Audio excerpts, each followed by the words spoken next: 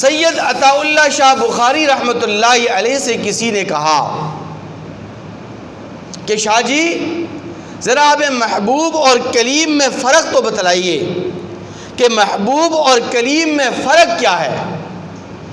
تو امیر شریعت سید عطا اللہ شاہ بخاری رحمۃ اللہ علیہ نے وجد میں آ کر کہا کہ محبوب اور کلیم میں فرق کو جاننا چاہتے ہو تو محبوب اور کلیم میں فرق یہ ہے کہ کلیم اسے کہتے ہیں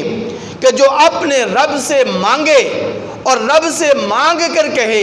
رب اشرح لی صدری ویسر لی امری واحلل عقدۃ من لسانی یفقہوا قولی، کہ یا ربا میرے سینے کو کھول دے۔ تو یہ کلیم ہے جو اپنے رب سے مانگ کر سینے کے علوم مانگ رہا ہے، سینے کا شرح صدر مانگ رہا ہے۔ اور حبیب اسے کہتے ہیں، محبوب اسے کہتے ہیں کہ جسے بن مانگے اللہ تبارک و تعالی خود یہ کہہ دے الم نشرح لک صدرک، اے میرے محبوب ہم نے آپ کے اس لیے آپ کے سینے کو کھول نہیں دیا۔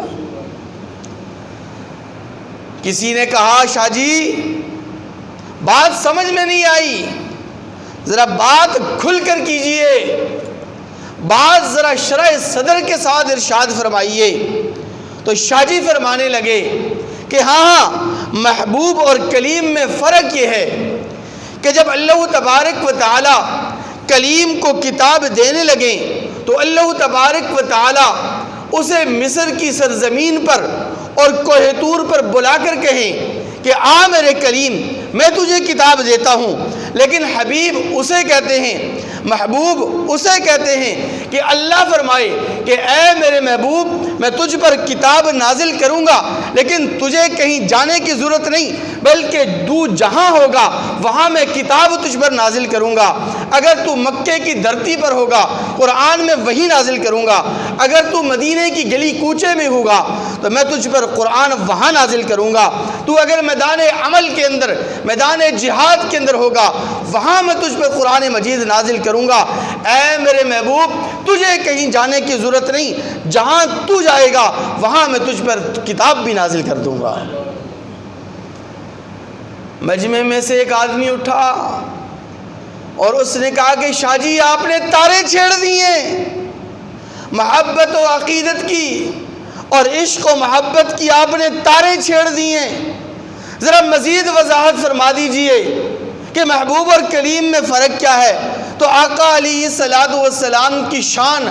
عظمت اور رفعت کو بیان کرتے ہوئے شاہ جی فرمانے لگے کہ ہاں محبوب اور کلیم میں فرق یہ ہے کہ اللہ تبارک و تعالی کلیم سے کہیں، بلکہ کلیم اللہ تبارک و تعالی سے یہ التجا کرے، کلیم اللہ تبارک و تعالی سے یہ عرض کرے، کلیم اپنے رب کے سامنے اس خواہش کا اظہار کرے ربی ارنی انظر الیک، کہ یا ربا میں تجھے دیکھنا چاہتا ہوں، یا ربا میں تیرا دیدار کرنا چاہتا ہوں۔ اللہ جواب میں کہے قال لن ترانی، اے میرے کلیم تو مجھے دیکھ نہیں سکتا، ضد کی